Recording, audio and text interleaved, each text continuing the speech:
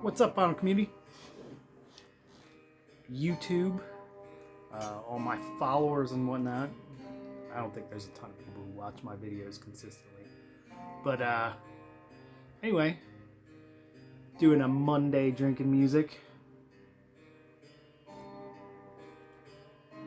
Rare Monday drinking music. I got too busy this weekend to do a video. But this week I'm doing some of my winter music listening habits. Just some albums that I would like to listen to during the winter time. Now a lot of people are pulling out the Christmas music and all that. And I will do that probably. I do have a couple Christmas albums, I'm not gonna lie. Got a couple. Pull them out probably the week of Christmas. Maybe I'll pull a couple of them out, but and I'm not gonna play them in the basement here. I'll play those upstairs if the wife lets me put a record player up there. But yeah, the stuff I like to listen to, like maybe 3 types of music during the winter time. Once it gets cold, I like to get my wintry music out, and my wintry music is more along the lines of like cold, sometimes depressing, usually pretty angry music. So it's usually black metal. There'll be some like crusty punk stuff, and sometimes some like good like atmospheric doomy stuff, and like stuff like that. And I'll show you what I'm talking about with a couple of these records. First one I'm going to show you though is this is actually a new pickup, and I'm super stoked about it. What we're listening to right now in the background. It's nice and calm right now. It's not going to stay this way. But this album that we're listening to now is the new Panopticon record. What the hell is it called? The Rime of Memory. Put out by Rune Recordings. Shout out to Marty Worm. Good dude. Check out his channel. He does the heavy metallurgy channel with Alan. Great dude. Great live streams all the time. Check them out. I usually don't get a chance to watch them during the live stream. I'll usually watch them like a couple days later, but still good stuff. But yeah, he put his record label Rune Recordings put this out. Him and I don't want to say, it's not Justin. Austin Lund. But yeah, it's good stuff. Good stuff all around.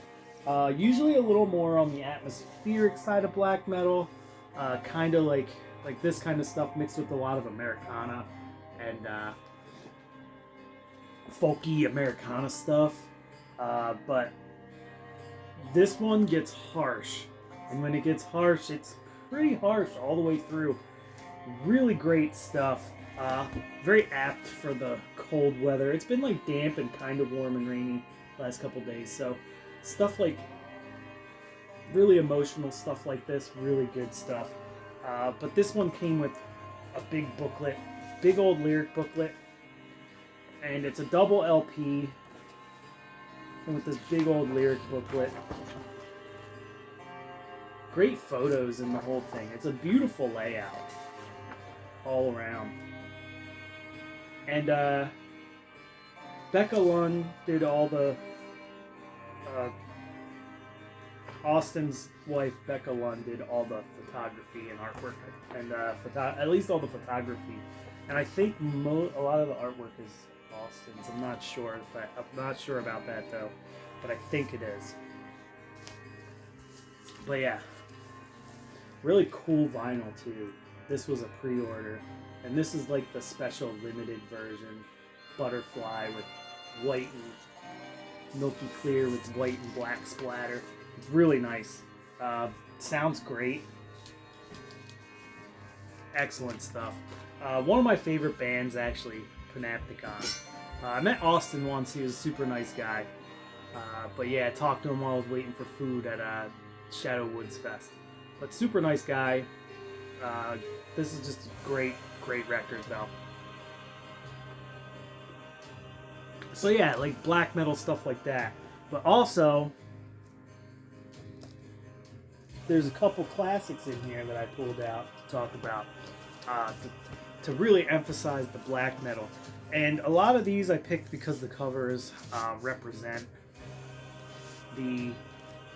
like the cold darkness of winter.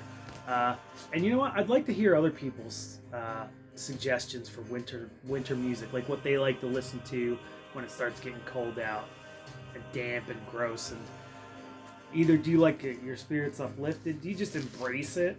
I kind of just embrace it. But Enslaved Frost, total classic. Originally put out 1994 or 1995. I think it's 1994. Originally put out. Excellent stuff. Norwegian black metal. This is just a really cold, dark album. Very brutal, but has a lot of like really. You really start to hear some of their like the beginnings of like their prog leanings, because they really leaned really prog later on. But this is still great, like brutal black metal stuff. This was like peak time for like the Norwegian black metal scene, like that second wave, and this band was a big part of that. I don't think they burned any churches or anything though. But yeah, sweet blue swirl vinyl. I'll show the cool vinyls, because why not? But yeah, the first like three, I'd say the first three Enslaved albums are pretty much for anybody that likes good black metal. After that, you have to be into a little more off the wall stuff, or a little more stuff that's like easier to listen to, sing-songy. There's some like, they do a lot of clean vocals in their later stuff, but this, no clean vocals, straight up great stuff all around. Great synth parts in here, just brutal tremolo picking all over. Great record. This might be my favorite Enslaved record. Speaking of Immortal, I'm not going to talk about winter music without bringing up at least one Immortal record. And this, I honestly just picked the first one I grabbed, because any of their stuff is fucking great.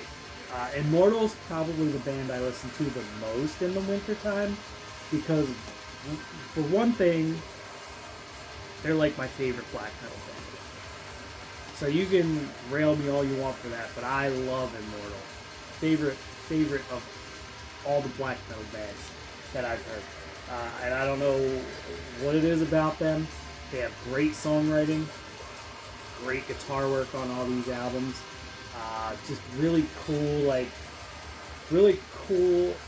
winter theme through the entire. Probably, I think they were one of the first ones that just went straight for that Norwegian. Just like their whole catalog takes place in this like wintry, cold, desolate land that they made up in their brains, and I'm guessing it's just a thing that comes with being from Norway. I don't know, but great band. I know a lot of people think a bath is pretty silly, but I love a bath. Ooh, I love a bath. Anyway, this one's all white vinyl version. Blizzard vinyl. But yeah, Immortal, in my opinion, you can't really go wrong with any of their records.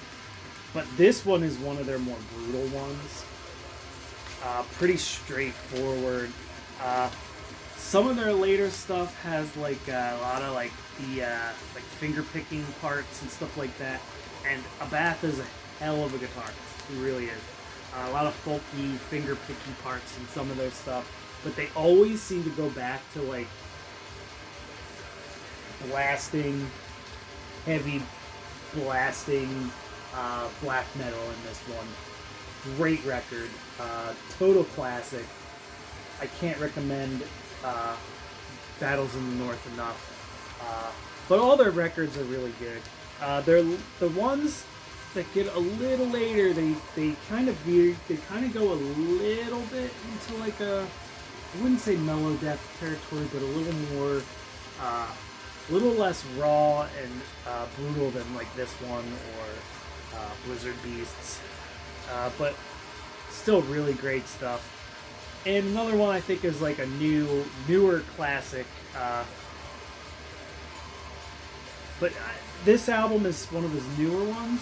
But I feel like Old Nick is probably another black metal band that I think is really worth checking out.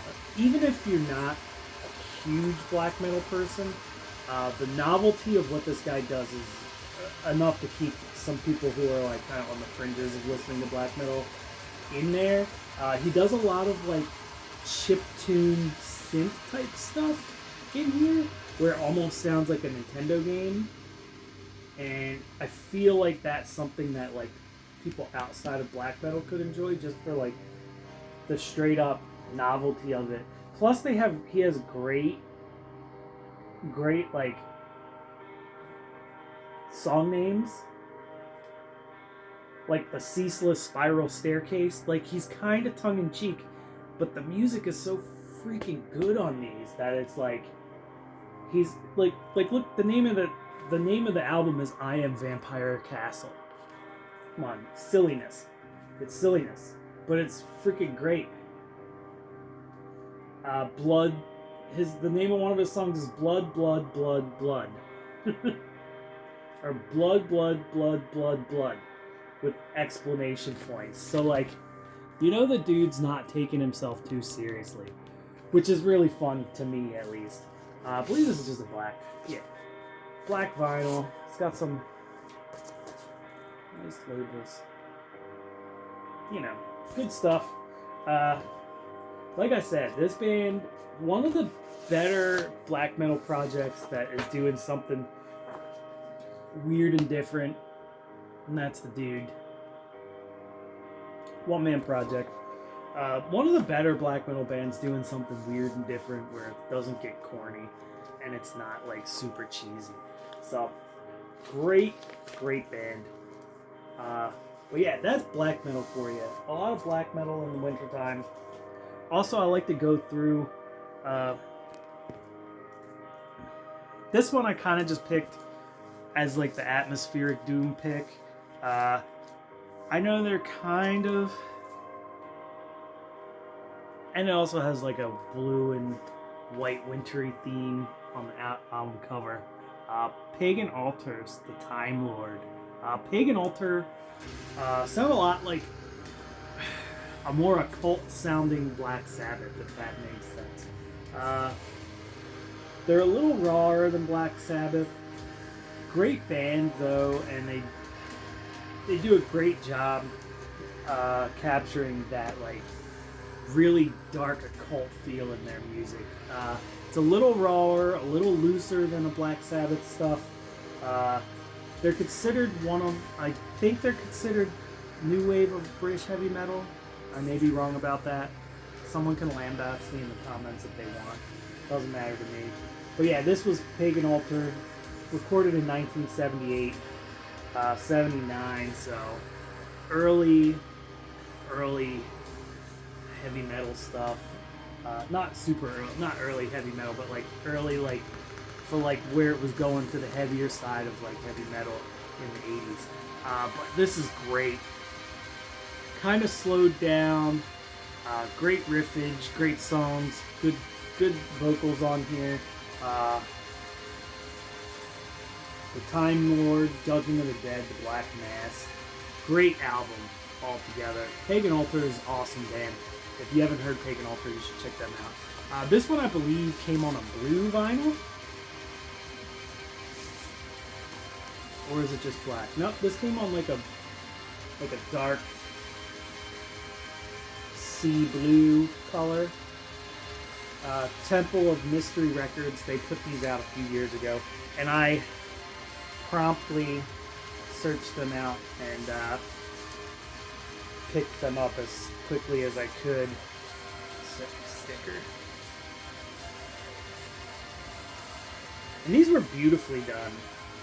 Really good, like, cool, like, stamped artwork. It's not even like, it's like some of it's paper, some of it's like that shiny normal record label stuff. So really cool, kind of embossed. But great stuff. If you don't know Pagan Altar, check them out. Excellent stuff.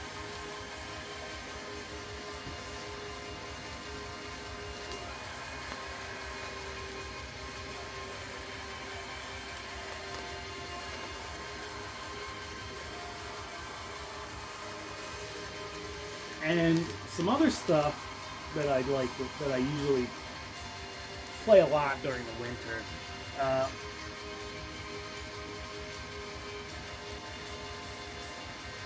Some classic, like, gotta play the classics, like some Bathory. This is not early Bathory. This is later Bathory. This is straight up. I think this was the last.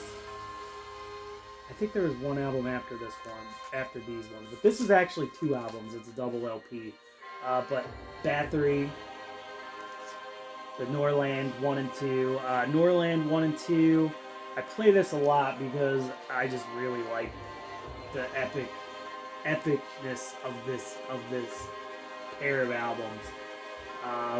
Really good, well done epic metal. Better than most stuff that does it now, I think, in my opinion. A lot of people kind of crap on the epic metal Bathory, but I think the epic metal Bathory might. It's like neck and neck for me. If epic metal Bathory or black metal Bathory, like neck and neck, 100% neck and neck with me. But yeah, this is great stuff. Black Mark, like I said, double LP. Of course, it's on the gatefold. But yeah, this shit goes on a lot because I thought this was red. Black vinyl. I thought I had the red vinyl. That must be... That's the other... That's a different record. But yeah, sick stuff. Check this out if you haven't checked it out. If you like Bathory, you've probably checked it out. And the other stuff I like to listen to is like darker, crustier stuff. And this kind of ties in with both black metal and the darker, crustier stuff that I like. I like dark, crusty punk stuff in the winter time. And this one I pulled out specifically because it reminded me of another band, Amebix, which I also pull a lot in the winter time. And I do have an Amebix record down here, a couple picture discs. Actually, these last 3 are picture discs. Actually, 3 of these are picture discs. But yeah. This Darkthrone reminds me a lot of like some Amebix-y type stuff, which is why I really dig this record. Another one where a lot of people don't dig this record, the Old Star by Darkthrone. This is a later Darkthrone. I think this was 2019. Yeah, 2019 Darkthrone. This is great. Nice cold production. Really crusty sounding, but it doesn't go into like as DB crusty. It's like crusty black metal, it sounds like. Like I said, I hear a lot of Amebix in this for some reason, in my brain at least. I don't know if everybody hears that, but to me, this has a lot of Amebix in it. Very good. And then, of course, I had to pull some Amebix. And I got a special surprise one for the last one.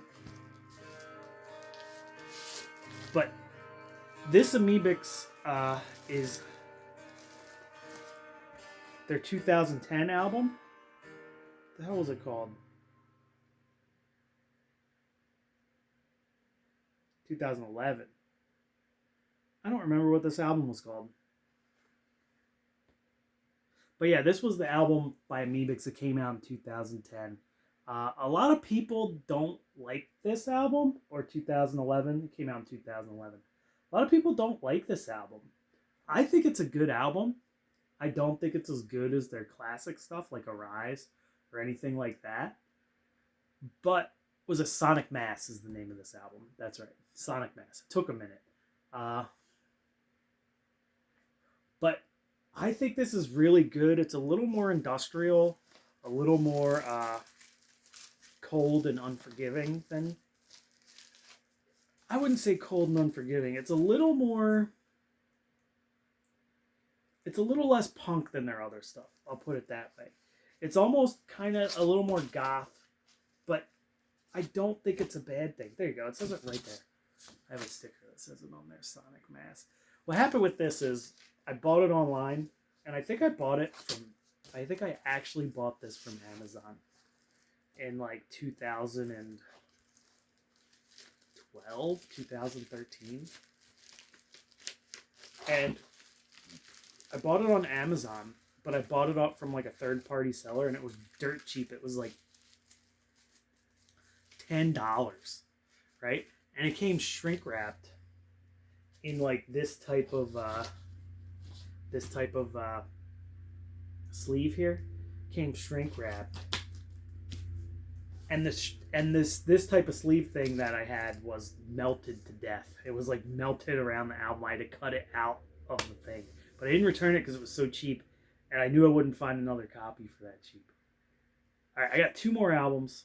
I'm gonna leave the music off, but one more, another dark punk rock album, Crow, and this album name is, I don't remember what it means in Japanese. I'm sorry, outside of Japanese, I'm sorry. Somebody could correct me in the comments. But it's not Last Chaos, but that's the last song on here. But Crow, this one's got a wintry cover only in that it's black and white. But Crow's one of my favorite, like, dark-ass, crusty Japanese punk bands. And I had to throw some Japanese punk in here because it's my favorite stuff. But, great. Like I said, just dark, Amebix-y. A little more hardcore influence on the, little more hardcore and metallic influences. I can't say more metallic than, it's just different metallic. Like maybe a little thrashier, maybe, than, Amebix stuff. But still on point. Hits that dark, gloomy feel that you want from like this crusty punk stuff. Definitely good shit. You can't go wrong with the Crow album. Any of them. I love all the Crow albums. Even the newest one, The Eye, is really good. It's short though. Last but not least, one more cold, dark album by a cold, dark band. We're going to end it with some Celtic Frost, Cold Lake. See, there's cold in the album title. Gotta go with some Cold Lake for the winter time. That dude's dressed for winter. Look at him. Anyway, that's it, guys. Cheers. Everybody have a good week. And I'm going to try and put up a video on Friday this week and not save it for the weekdays. Try and get it on the weekend this time around. Anyway, cheers, everybody. Have a good weekend. Or have a good week. Not the weekend. Have a good week.